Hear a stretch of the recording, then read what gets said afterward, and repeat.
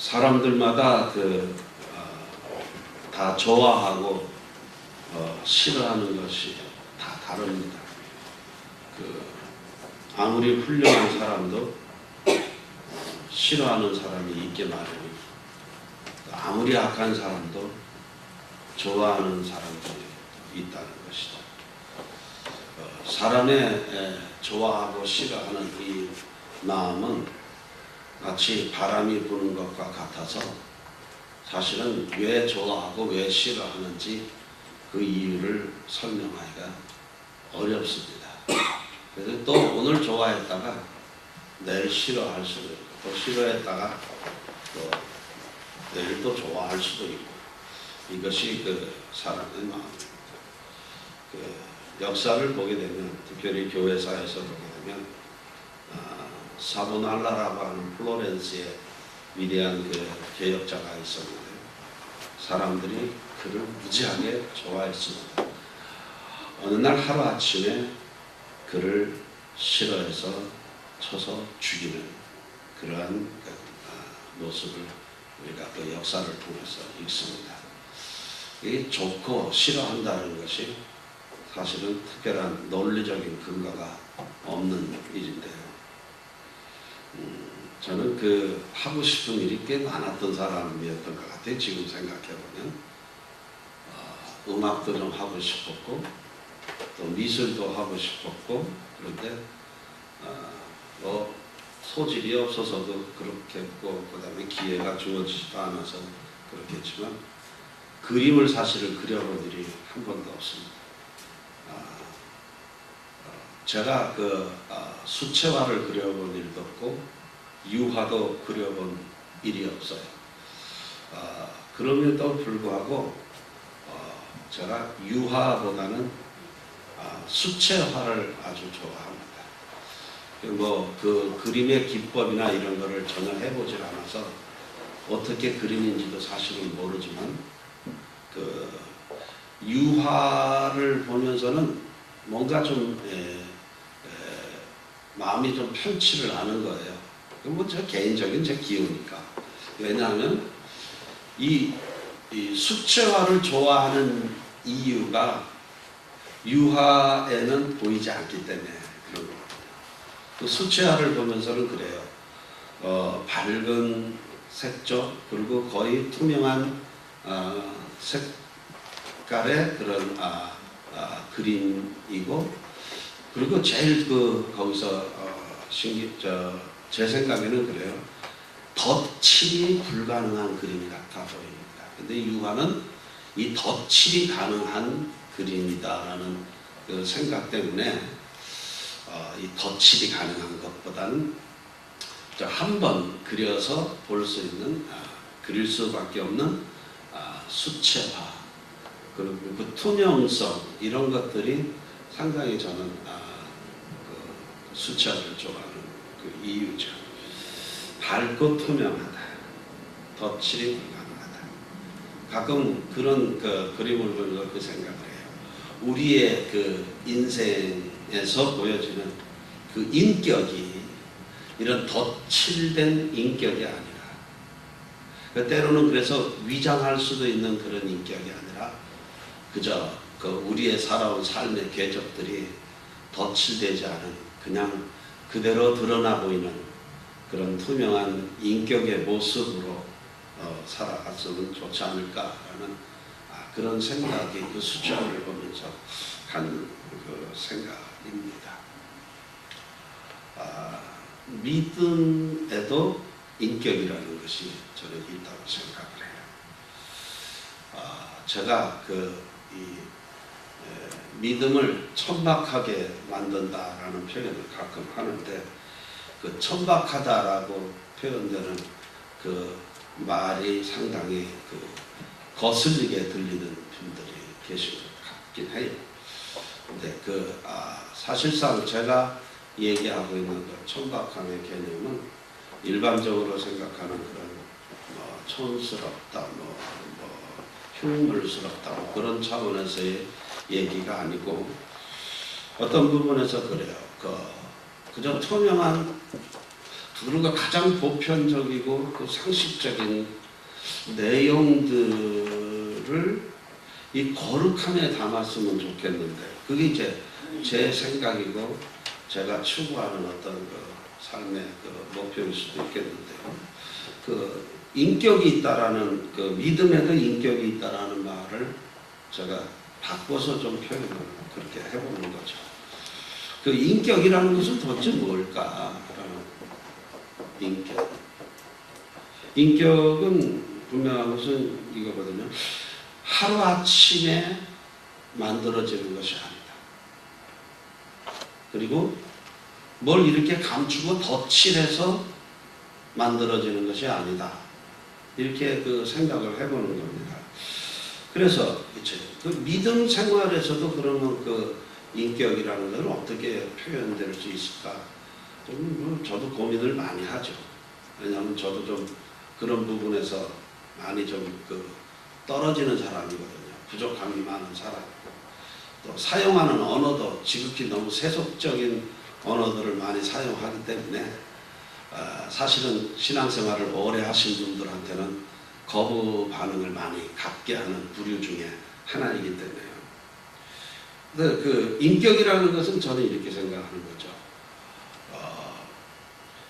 보편적이고 아주 그냥 그 모든 사람들이 평균적으로 이렇게 그 생각하고 받아들일 수 있는 그런 그 보편적이고, 그리고 합리적이다. 합리적이다.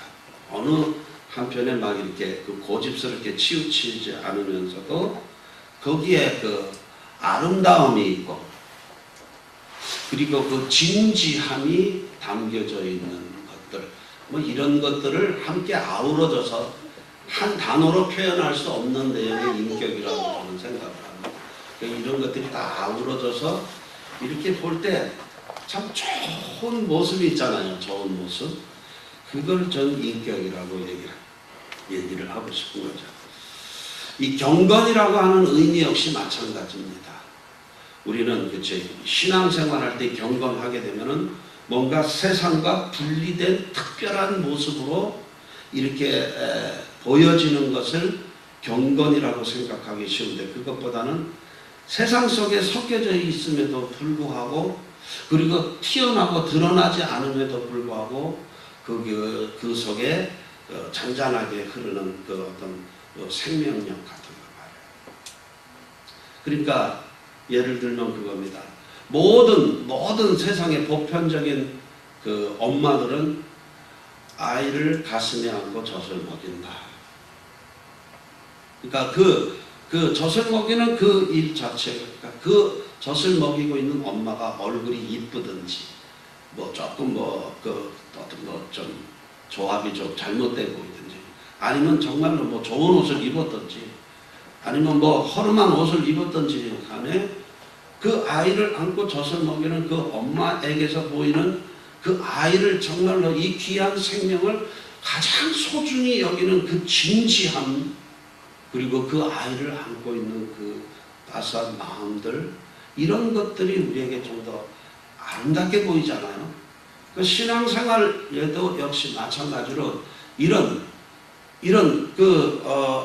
화려해 보이지 않지만 그 속에 정말 누구도 그 흉내낼 수 없는 그 진지함과 그 생명에 대한, 그 잔잔한 생명이니까 그 생명에 대한 아주 그 간절한 그 사랑하는 그 모습들, 이런 것들이 저는 믿음 생활에서 보여져야 되지 않겠나라고 하는 겁니다.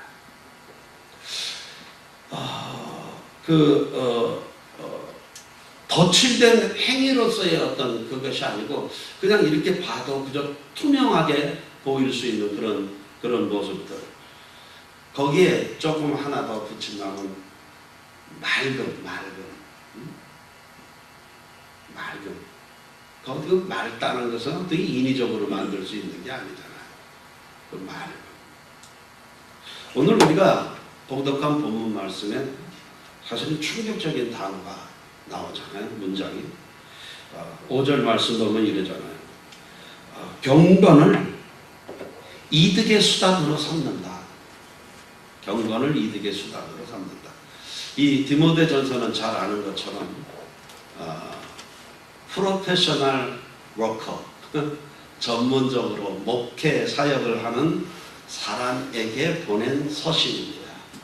그렇기 때문에 특별히 오늘 이 말씀은 일반적인 교인들보다는 전문적으로 주님의 일을 한다라고 하는 사람들에게 더 많이 해당이 될 수도 있겠습니다. 사실은 이런 말씀 전하는 걸 별로 좋아하지 않아요. 왜냐하면 제 아픔, 제 부족함, 제 허물 이런 것들이 막 드러날 수밖에 없는 내용이기 때문에 사실은 목사들 이런 거 살짝 좀 피해가고 싶지만은, 그러나 중요하게 우리 모두가 다 함께 짚고 언급하고 가야 될 내용들이기 때문에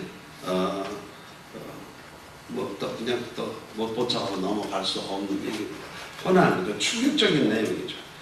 경건을 이득의 수단으로 삼는 사람들이 있다. 다른 말로 바꿔 말하면 밥벌이의 수단, 혹은 치부의 수단, 혹은 명예를 얻기 위한 그 수단, 이런 것들로 이 경건이 악용될 수도 있다라고 하는 것입니다.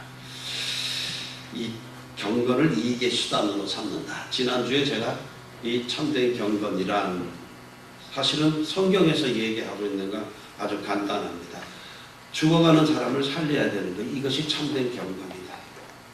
이제 그 김지아 시인 같은 사람들은 한 창기가 어린 아이를 이렇게 이렇게 수태하는 장면이라고, 수태가 아니고 아이를 낳는 그런 장면을 시적으로 표현하면서 저 아이가 그리스도다라고 그렇게 그 시에서 표현을 하기도 합니다. 신학적으로 옳다 그르다 이전에 그가 본 관점은 그겁니다. 가장 거룩하고 가장 경건한 것은 생명입니다. 다른 건 덧칠된 거죠. 미라 아름답습니다. 오랫동안 썩지 않습니다. 그럼에도 불구하고 그 미라를 경건하다고 얘기하거나 거룩하다고 얘기하지 않습니다. 그것은 약품으로 덧칠된 시체일 뿐이죠. 가장 남루하고 보잘것없어 보이고, 그러나 가장 거룩하고 가장 경건한 것은 생명이 잉태되는 그것 자체가, 생명 자체가 아름다운 거죠. 응? 생명 자체가. 그래서 모든 종교인들, 목사를 불문하고, 목사도 마찬가지고, 무슨 다른 종교에도 마찬가지, 스님들 다 이런저런 종교 전문 종사자들이 있잖아요. 그들에게 있어서 가장 중요한 이 생명력을 놓쳐버리면, 그가 가지고 있는 모든 지식이라든지, 그가 가지고 있는 장엄함, 그가 가지고 있는 카리스마, 그가 가지고 있는 경건이라 하더라도 이것은 다 덧칠된 또 다른 위선에 불과하다라고 하는 거죠. 이 충격적인 단어예요. 경건을 이득의 수단으로 삼는다. 왜 그런가 하더니 마음이 썩고 진리를 잃었기 때문에 그렇다. 그래서 생기는 현상이 논쟁과 말다툼, 시기, 분쟁, 비방, 악함, 그리고 의심.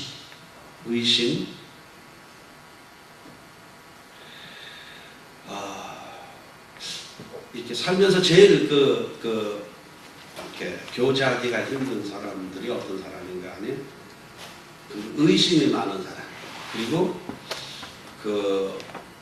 조금 뭔가 꼬여 있는 사람들은 무슨 말이든지 꼬아서 듣는 버릇이 있어요. 그래서 사람들을 참 힘들고 피곤하게 하는데, 그래서 맑은 사람들 보면은 너무 우리의 마음도 즐거워지잖아요. 그래서 자꾸 뭔가 이 냉소적으로 꼬아서 듣는 사람들하고 얘기를 하면 말하는 거 하나도 조심해야 되는데, 그런 애들이 얼마나 힘이 든지 몰라요. 어찌됐든 그렇지. 논쟁, 말다툼, 시기, 분쟁, 비방, 악한 의심. 목사들이 설교를 할 수밖에 없는 사람이고 설교를 하다 보면 자기 도취에 빠질 때가 많이 있어요. 그리고 지가 가지고 있는 생각이 제일 옳다라고 생각할 수도 있고, 그리고 자기하고 틀린 생각을 가진 사람이 있으면 아주 막 싫어하고 또 아주 무자비하게 끊어내고, 뭐 그 목사들이 가지고 있는 그 약점들이 그건데, 뭐 저라고 뭐 별 수 있겠습니까? 제가 얘기하는 거 다 좋다고 하는 사람도 같이 좋아하고, 제가 얘기하는 얘기가 틀렸다라고 지적하면 기분 언짢고 나도 삐지고, 뭐 인간이 가지고 있는 그 한계를 다 똑같이 가지고 있단 말이죠. 저도 조심하려고 애를 많이 써요. 많이 씁니다. 그럼에도 불구하고 자기가 가지고 있는 정리된 지식을 강하게 사람들한테 강요하듯이 전달하기도 한다는 겁니다. 그건 우리들이 가지고 있는 그 약점 중에 하나예요. 그래서 불필요한 교리 논쟁이라든지 옳고 그름을 너무 많이 심각하게 따진다든지 하는 그런 일들이 우리에게도 얼마든지 있을 수가 있어요. 가끔 생각을 해보는 거예요. 아니 뭐 이것이 중요한 일이라고 이렇게 내가 목숨을 걸고 이렇게 악을 쓰고 옳다고 얘기하는가. 따지고 보면 그렇지. 내가 가지고 있는 삶의 기반을 잃지 않기 위해서 라고 생각될 때가 있는 거예요. 그렇게 생각이 딱 들면요, 제가 제 자신을 향해서 소름이 끼치는 거예요. 쉽게 말하면 그렇지. 지 밥벌이가 되는 그 기반을 잃지 않으려고 저렇게 악을 쓰고 있는 것이 아니냐. 그런 생각이 내 자신을 향해서도 들 때가 있다라고 합니다. 그러다 보니까 내 기득권을 침해하는 것에 대해서는 무섭게 반대하고 논쟁하고 그런 현상이 오더라라고 하는 것이죠. 오늘 말씀은 왜 경건을 이익의 수단으로 삼을까 했을 때 미래가 없는 사람들의 모습일 수가 있다라고 하는 겁니다.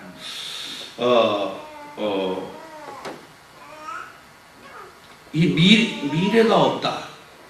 성경에 나타난 사람 중에 대표적인 부류가 그 사두개파 사람들이죠.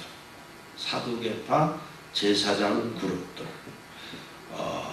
예를 들면 예수님이 십자가에 달려 돌아가실 때 누가 보소를 했나 하면 그 사두개파 제사장들, 당시에 제사장 그룹을 형성하고 있던 사두개파 제사장들이 예수를 십자가에 못 박아 죽인 사람들이에요. 쉽게 얘기하면. 이 사두개파의 특징이 뭐냐 하면은 미래가 없어요. 이 사람들은 부활도 없고 또 죽어서 가는 천국과 지옥도 없는 사람들. 그렇기 때문에 이 땅에서 사는 것 전체가 자기 삶의 전부이고 이 땅에서 즐겁고 편안하고 형통하고 윤택하게 사는 것이 천국이라고 믿고 있는 사람들입니다. 그렇기 때문에 이 세상이 전부다라고 생각하는 사람들에게 있어서 이 미래에 대해서 생각할 필요가 없죠. 그렇기 때문에 이 사람들의 문제는 뭐냐면 자기가 제사장으로 부름을 받았다라고 하는 그 소명의 의미를 제대로 깨닫지 못했다라고 합니다. 제사장이란 자기 자신을 희생하는 사람입니다. 다른 사람의 죄값을 자기가 짊어지고 자기가 죽는 자리에 나아가는 사람이 제사장이에요. 그런데 그래서 이 제사장 그룹, 뭐 오늘 또 쉽게 얘기하면 우리 목사 같은 사람들이라고도 다 얘기할 수가 있겠어요. 그들의 존재 이유는 다른 사람을 위해서 존재하는 겁니다. 거기에는 그래서 위로가 있어야 되고 다른 사람에게 평안을 주고 다른 사람에게 뭐 또 형통함을 빌어주고 뭐 이런 뭐 것들이 있어야 되는데 자기 존재의 의미를 정확히 깨닫지 못하니까 그 직위를 이용해서 자기의 권위를 만들고 자기를 치장하는 일에 계속 사용해야 된다라고 합니다. 예수님께서는 복음서에서 그 부분을 지적하고 계신 거예요. 너희들은 과부의 두 랩돈까지 하나님께 헌신해야 된다라고 하는 그 명분과 당위성을 가지고 그것을 드리도록 만든다. 그런데 말이다, 너네들은 그렇게 쉽게 얘기했지만 그 사람은 자기 삶 전체를 드린 거하고 똑같아. 너희들의 고뇌와 너희들의 삶과 너희들의 그 기득권을 위해서 사람들에게는 하나님 앞에 헌신이다라는 말, 또 하나님께 하나님의 것을 하나님께 드린다라는 이러한 말들로 그 사람들의 삶 전체를 너네들은 뺏어 버리고 있지 않느냐라고 그렇게 지적을 하고 계신 거죠. 무섭습니다. 사실은 성경을 보면 볼수록 무섭습니다. 성경을 보면 볼수록 오늘 이렇게 말을 많이 하는 목사 된 것을 수없이 후회를 하는 거예요. 오늘도 말은 뻔질하게 그럴듯하지만 실천되지 못하는 얘기를 해서 사람들에게 또 다른 위선의 껍질을 더 뒤집어 씌우고 있는 것은 아닌가라고 하는 그걸 자체. 그래서 자신이 없어요. 오늘 아침에도 사실은 다리가 후들거립니다. 왜냐하면 갑자기 강단에 설 자신을 제가 잃어버렸거든요.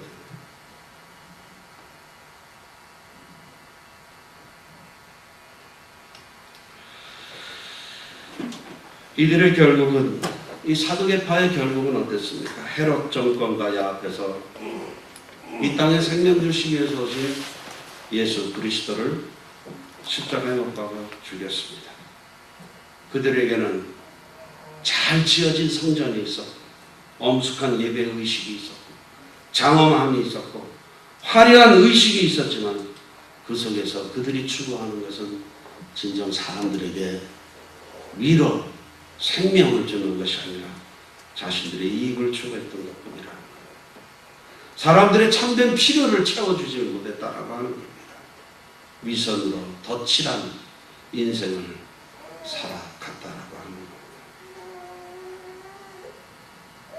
경건은, 이 경건 자체가 진정한 큰 이득이 되도록 우리가 해야 되는 겁니다. 출세의 수단으로 성직을 이용해서도 안 되고, 치부의 수단으로 이 성직을 수행해서도 안 되는 겁니다. 한국의 대형 교회들이 자식에게 교회를 물려주는 세습이 아주 유행되고 있어요. 부와 명성을 자식들에게 이 경건의 모양을 입혀가지고 세습을 합니다. 우리 아들이 아버지가 목회하던 교회를 제가 물려받아서 목회하겠습니다. 이런 세습을 좀 원하는 얘기를 들으면 저는 소원이 없겠어요. 왜냐하면 이거 먹고 살만한 충분한 적이 아니기 때문에 그렇습니다. 먹고 살만한 것 같으면 별로 주지 않을 것 같아요. 어찌됐든 이 경건이 진정한 큰 이득이 되도록 하기 위해서 오늘 사도 바울은 디모데에게 이렇게 권면을 하고 있어요. 돈을 사랑하면 안 된단다. 돈을 사랑하니 일만하게 뿌리이고 유혹이 계속 따라다니고 해로운 욕심이 계속 생긴단다. 이렇게 권면을 하고 있는 겁니다. 오늘 지금 이 얘기를 하면서 지금 목사가 엄청 갈등을 느끼겠네 하고 생각하는 사람들이 많을 거예요. 저는 돈을 되게 좋아하거든요. 근데 사랑을 해서 그것이 일만하게 뿌리가 되면 안 된다라고 얘기를 합니다. 그러면서 특별히 주님의 일을 하는 사람들에게 권면하는 내용은 자족할 줄 알아라. 자족할 줄 알아라. 더 큰 욕심 부리지 말라라는 겁니다. 이렇게 얘기하세요. 빈손으로 왔다가 빈손으로 가는 게 인생 아니냐. 7절 말씀. 아무것도 우리가 세상에 가지고 오지 않았는데 뭘 그렇게 세상에서 그렇게 넘치도록 갖고 싶어 욕심을 탐욕을 부리냐. 그렇게 얘기를 하는 거예요. 아무것도 갖고 있어. 다 그 가지고 있는 거 다 놓고 갈 수밖에 없는데, 응? 자족하라. 자족하라. 오늘 하루하루 먹을 것, 입을 것 있으면 만족할 줄 알아야 되지 않겠느냐.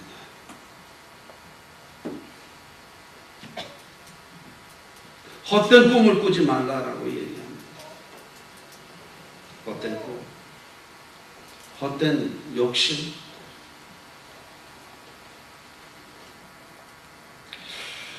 아름다운 인생.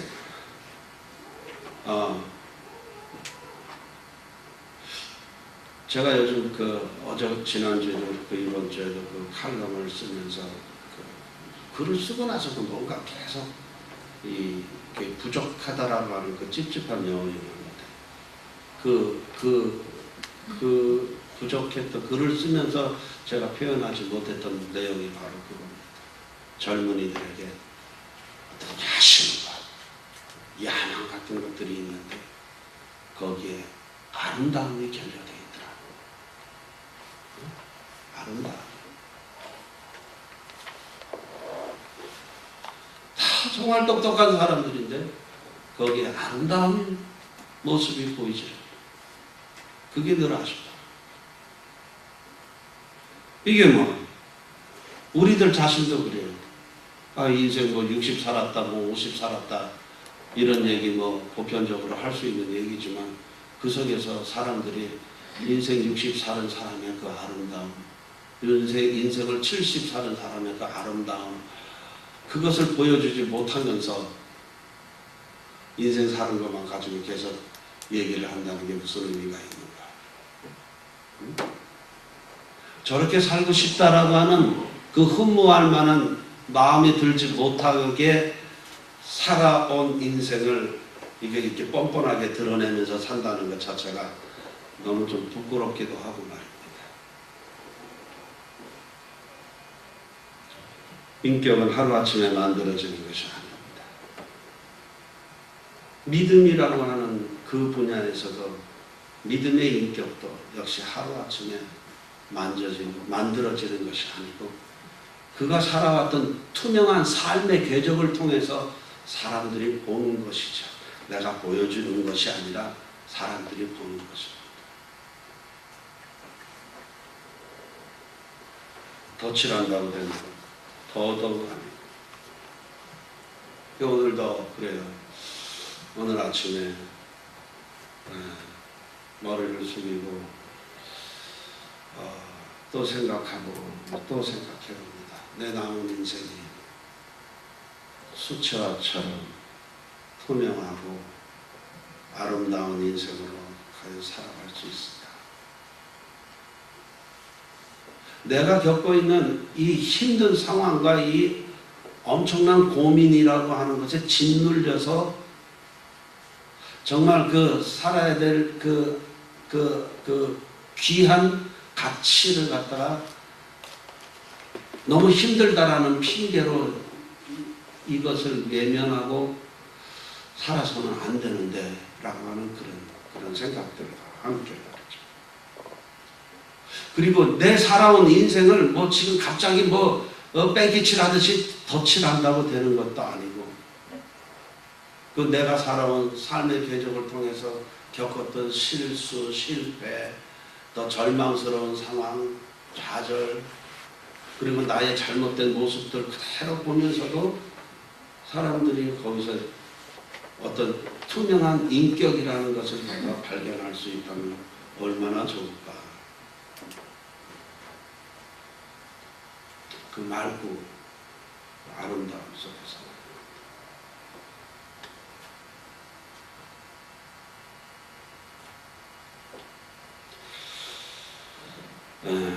저도 변해요. 어제 생각했던 게 오늘 바뀌고 오늘 생각했던 게 내일 또 바뀔 것이고 늘 얘기하지만 내가 옛날에 알고 있던 지식, 내가 옛날에 알고 있던 성경을 보던 관점 이런 것들이 자꾸 바뀌어간다는 겁니다. 왜냐하면 더 중요한 가치가 자꾸 바뀌기 때문에 옛날에는 솔직히 말해서 저도 제 자신이 제일 중요했어요. 내가 제일 나를 소중히 생각했단 말이죠.